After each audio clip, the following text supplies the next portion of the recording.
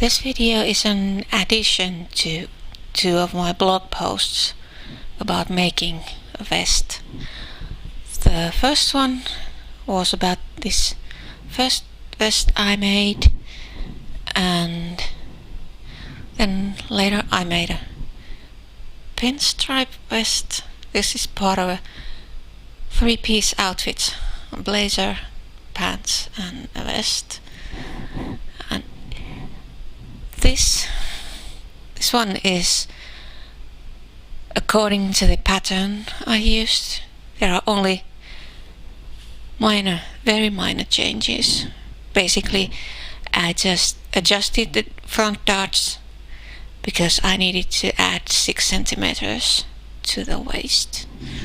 I'm European size 40, otherwise the bust and hips are size 40, but my waist is slightly bigger, so I had to adjust that. And this one has fake pockets and nice buttons from the recycling center, Royal Navy Corps. I'd really like to know where those came from. The recycling center sells buttons they remove from clothes they can't sell. And this, that's the other way around. This one was otherwise fine, but the back feels a bit short. This looks fine on me, but it feels short. One of the things I have learned while making clothes for myself is that my back is longer than average. In these patterns, it's usually the back length is about 40 to 42 centimeters, and mine is 45. So this is nice. Otherwise it feels nice and it looks nice, but it feels short in the back. It doesn't bother me too much, but I wanted to fix that. So the second one, this is longer on the back. I altered the pattern to make it longer. This one has blue lining and the back is made of different kind of lining fabric. Now there was this piece, part of the making the vest, that's really difficult to explain in writing, so I'm going to explain that part later in this video. But first I'm going to show you the pattern and explain a bit about what I did with it. These are the pattern pieces for the vest, and there's back side, front lining and front facing, and these pieces are for pockets. The first one had fake pockets, but in the pinstripe vest I made actual pockets because there was more room. In the first one the pockets would have been so tiny that they wouldn't have been of any use. Now let's take a look at this front. This is, I first copied the pattern from the magazine, and here this is the original hem, and here is the front dart. Well, darts, there are two, and the original goes here. It's this outer line here, but as I needed to add 6 centimeters to the waist, there's 1.5 here and 1.5 here. That makes 3, and then when there are 2 of these, it's 6. So the actual dots I used, they are here and here. And that's really all that had to be done for the first version. And I made that, and then I realized after I had been wearing it a few times, the vest, that it felt odd, too short on the back, as I said. So for the pinstripe version, I added 5 centimeters to the back, and then it tapers. Here it's a bit, as you can see, it gets narrower and narrower, and at this point the hem goes to the original line, and the rest is just the same as in the original, because the front looked fine. Well, the first vest, it looked fine anyway, but I mean, there was no point making any changes to the front. Just the back needed adjusting. And then as I made this part longer, here, let's get closer, you can see here this line. I continued this side here directly as it was going here, but then when I put the vest on, I noticed that this stuck out a bit too far, so I had to remove about 1 centimeter, so the actual line goes here. It's a bit narrow here, but not much, just a little bit. And of course the lining needed the same changes, but the facing is the same as it was for the first one. And now this pattern is just right for me, at least at the moment. You never know what happens to the waistline. It gets bigger, smaller, so on. This is what's good for me right at this moment. I lost quite a bit of weight in the past 2 years, so this is smaller than it would have been 2 years ago. This is the vest I have been making for a couple of days now. It's the same pattern. This is the pinstripe version's pattern, so the longer one. And it's basically just making the outer.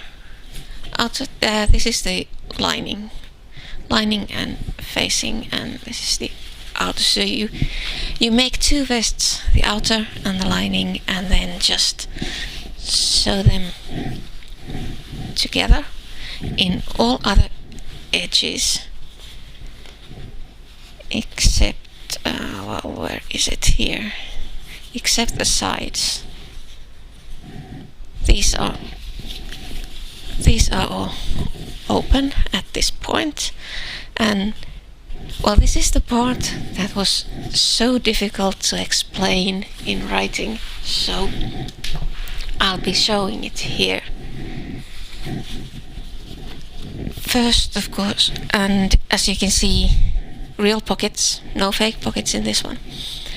The first thing to do is to turn this the right side out, and the way that happens is you pull these through the shoulders,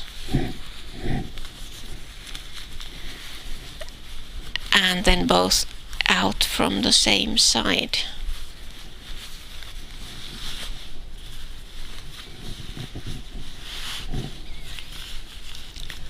Here. This would be probably impossible to do with doll clothes, but in real size it works. That's one. And then from the same side, pull the other one also. you get really neat seams this way. Of course you can do the thing where you go all around and leave an opening for turning, but then you need to stitch the edges. But with this method you don't need to do that. And then turn this also here. So now this just needs straightening, but I'm going to press all these seams now, because it's easier to do at this stage when it's all flat. Well, it doesn't look flat, but well, it is flat after pressing the seams. I'll just show you.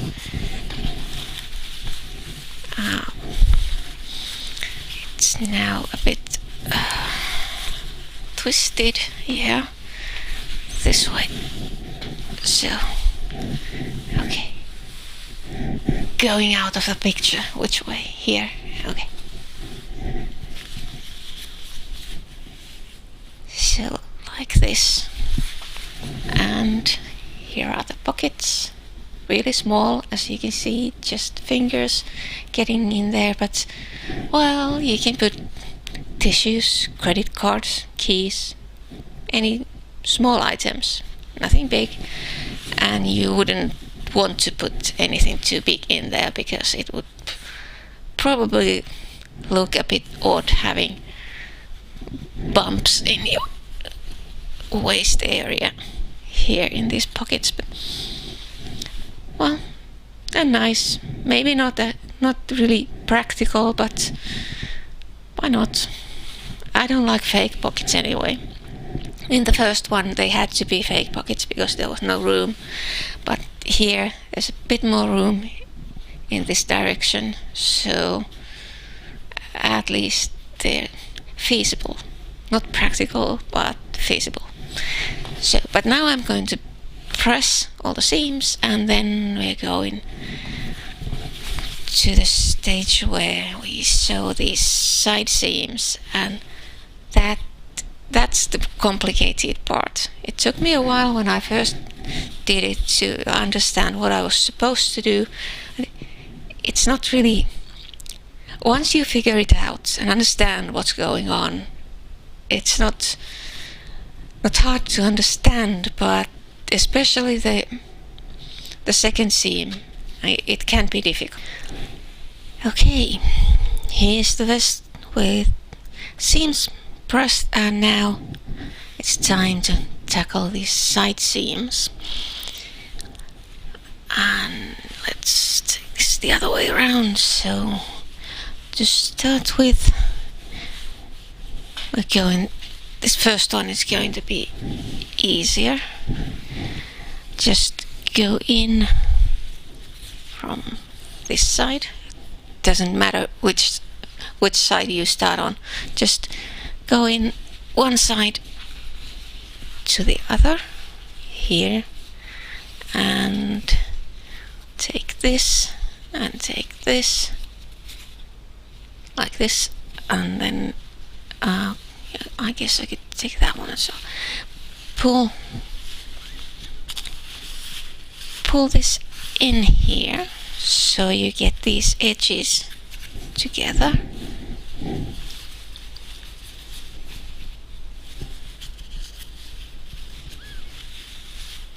Let's see, and this can get really confusing, but here we are. So you have these edges, both side seams, front and back, and you're going to sew this in a circle.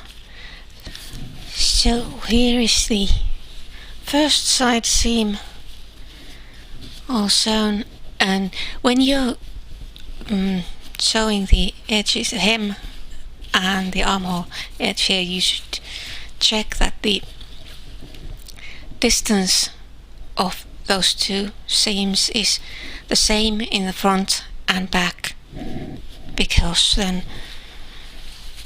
that means it's easier to get this neatly in a circle, so there won't be any creases anyway. And now that it's sewn, it can be pulled out here like this, and as you can see, it's neat. Nice seam. Well, not so nice. There is a bit of crease there, but I'm not going to worry about that. So, how to go on about this second one? Obviously, you can't sew from the inside all the way around. That's impossibility, at least in this reality. So let's see. Well, first, like in the other one, align the seams. Right sides together, and you align these here, and then going around here, these two, and it doesn't matter which way the seam allowances go, because they will all go up eventually. So this here,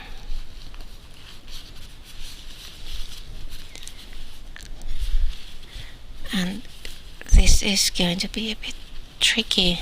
So now this one needs to be pinned. Oh, okay. There isn't a problem. I thought there was a problem, but there isn't. It's just that this is slightly confusing when you start pinning this. So this way, these two, yeah, they are the same length. I thought that this green fabric was longer here, but it isn't. So the way you're going to sew this one is you go like this. Let's just pin here a bit, here,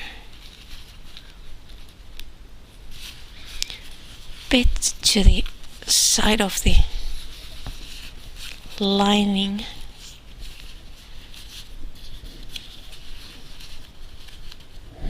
like this. I'm putting this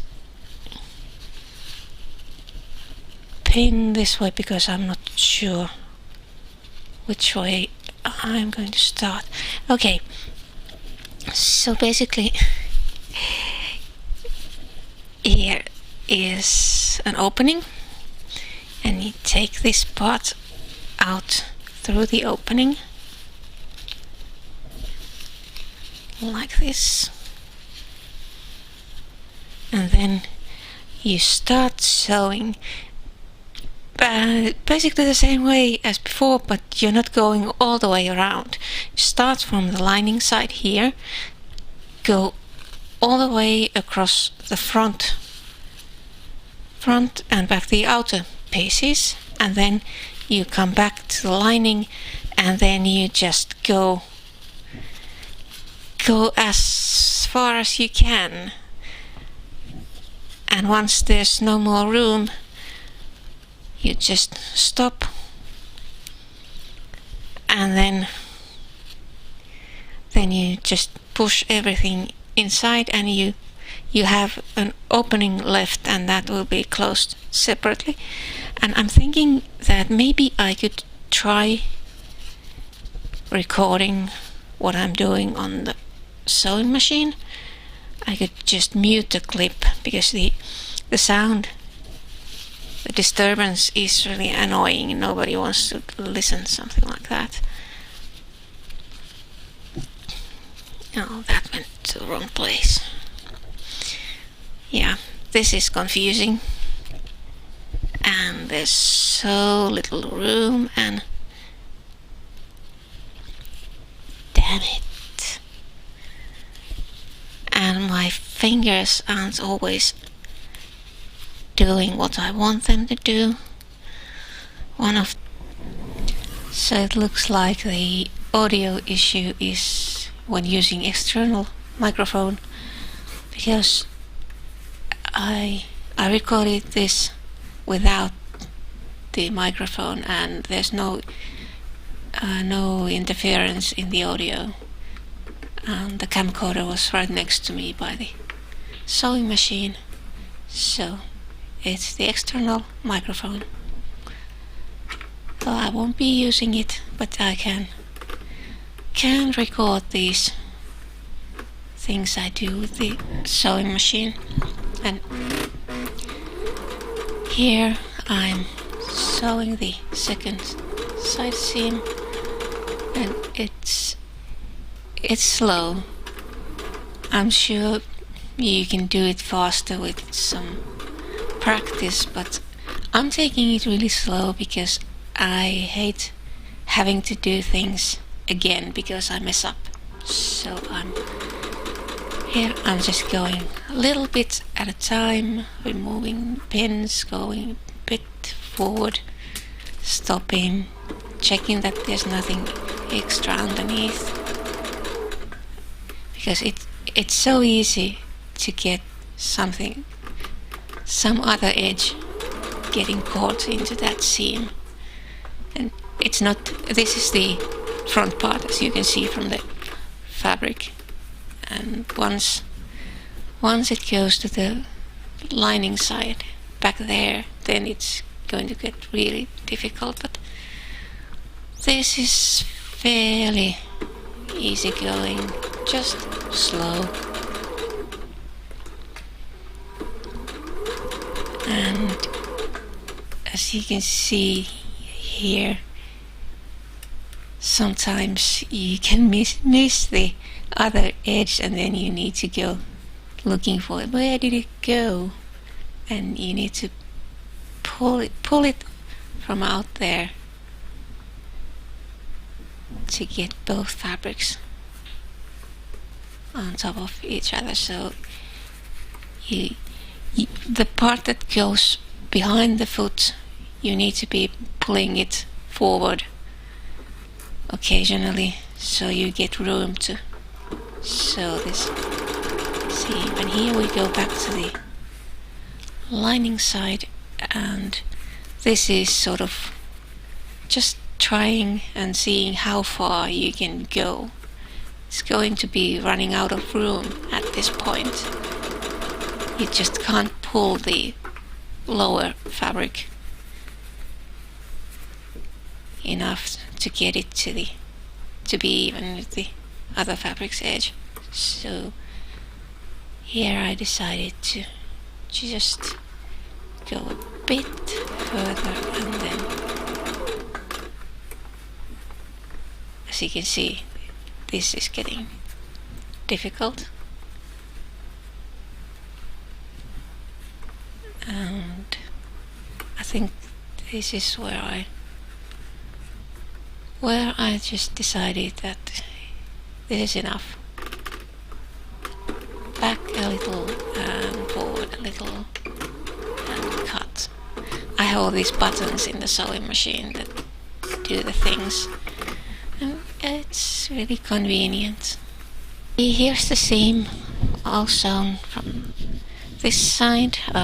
Needs some pressing, but it looks quite nice. And then there's the lining side, and there's an opening. Can't really get it any smaller than this. even this is difficult. And hopefully, oh, why did it put that light on?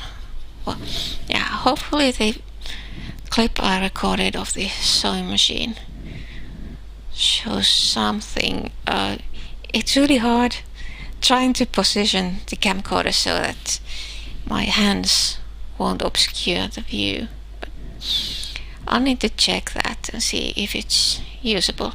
But now, at this point, the last thing to do for all this sewing is to sew this opening closed, and the way to do it is just you take these two edges and then you just sew as close to the edge as you can so it'll be neat. So you're gonna have some machine sewing here that can be seen from the outside, but that's unavoidable. But I'll show the result once it's done. And of course I need buttons and buttonholes, but I think that must wait because I have no idea if I have suitable buttons for this one. I haven't even looked, so I'm going to sew this opening closed, and that will be it for now. Here's the opening. It has been sewn closed, and it's really, this lining fabric is so dark that once I iron these side seams it's going to be fairly unnoticeable, and anyway it's on the inside, so who's gonna see it? And then I'm thinking that maybe I'll stitch all around the edges. This is thick fabric, so it will probably stay in place better if I stitch around all the edges. And then, as I said, it's time for the buttons and buttonholes. I'm not sure, I may do another video on the buttonholes alone, because that's interesting. My sewing machine can make buttonholes, so I might try that. But for now, this is as finished as it's going to get for the time being.